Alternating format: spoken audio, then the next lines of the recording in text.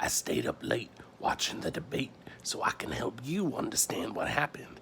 When Kamala started talking, I couldn't even focus because her eyes are so pretty, it distracts from everything that's going on. Kamala Harris nods and looks at the camera so she knows that you agree. You agree that stealing is wrong, right? I like when she calls him incompetent. That's a good word. Kamala presents Joe's first plan of the night. It's the future liberals want. She wants everybody, if they make less than $125,000 as a family per year, to get free college. So that means even you, a person too dumb to read the New York Times, will be able to get smart like me. Kamala Harris explained what in debt means because she's a prosecutor and knows how to talk to juries. I think one thing every American knows right now is what in debt means. The problem is with no fact checking. Whenever they ask somebody, what's your take? What's your take? Like, Pence can just lie the entire time. Nobody's calling him on his bullshit, so they're just like, well, that was two different streams of equal bullshit. So you don't even know who tells the truth. If you're a low information voter, like anyone who watches this bullshit, you're probably so fucking confused.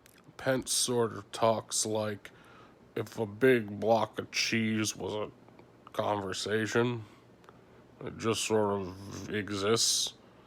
And if it's a wheel of cheese, it goes round and round and round. There's a moment where Kamala Harris is like, we used to believe in science. Gives Pence this, like, fucking look that's like, teacher mad. Kamala does this bit like, it could happen to you. Me, teacher? I pay attention now. When Kamala pivots from talking about Trump being sick and hiding the results and Trump hiding his taxes, oh, politics 101 nailed it. Fucking brutal. I love it. Kamala is hammering Pence on foreign policy, like just destroying him, and it's very entertaining to watch. Pence is a near albino white guy, and all the blood has left his face. He looks so pale during this whole thing that he might as well be one of the creepy wizards on Lovecraft Country. He looks like a dead extra in True Blood. It's bizarre.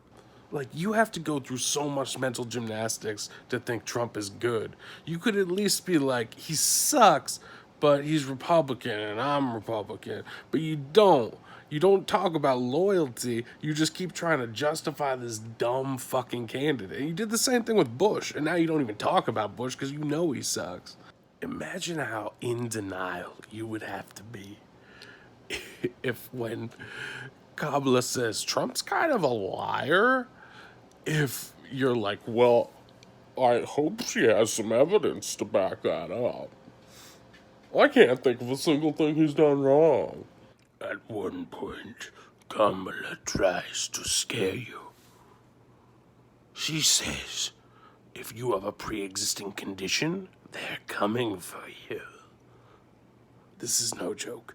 During one of Pence's answers, a fly lands on his head, almost as if the stench of decay of his terrible, terrible administration is finally sweltering in the breeze. It's supposed to be democracy. Why are Republicans so scared of democracy? Because they know they'll fucking lose if they let everyone vote. Bitch! The Republicans in Congress only want to spend money on stuff that promotes guns and religion.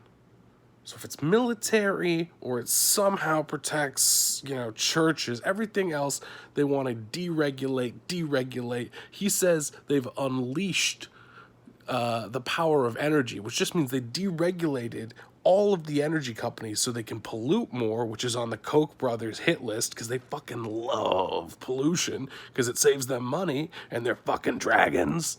The one thing I've noticed is that economic conservatives are always like, we don't want to spend money on anything. It's not that they want to spend money on strategic things. They never want to spend money. They want to accrue money and sit on top of that money like Scrooge McDuck or Smaug the dragon in The Hobbit, and they just sit in a mountain, in a cave, on top of a big golden pile of jewels and money, and they just want to sit there and go, mine, money.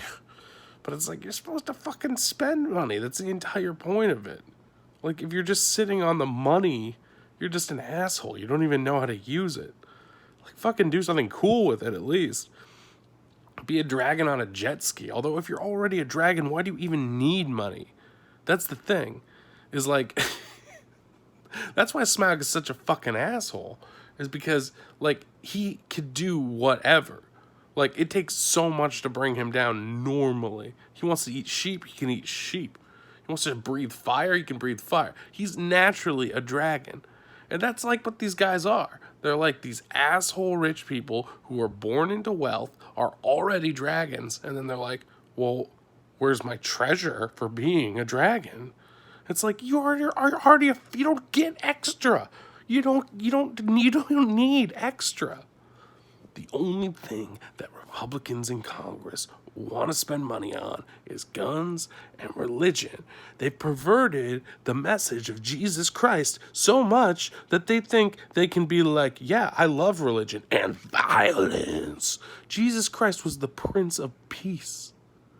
He wanted everyone to get handouts. He gave everything to everyone. He made loaves and fishes and wine. He was trying to help everyone, the poor, the whores, the lepers. He was the Prince of Peace. If anyone's a Democrat, it's fucking him. The Republicans are like, we want to make sure women can't get health care. We want to make sure that everyone has to pay for expensive health care.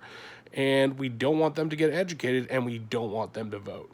So it's like, if you believe in democracy, if you believe in America, and if you believe in the message of Jesus Christ, you know, you don't even have to be religious to understand that Jesus just wanted to help people.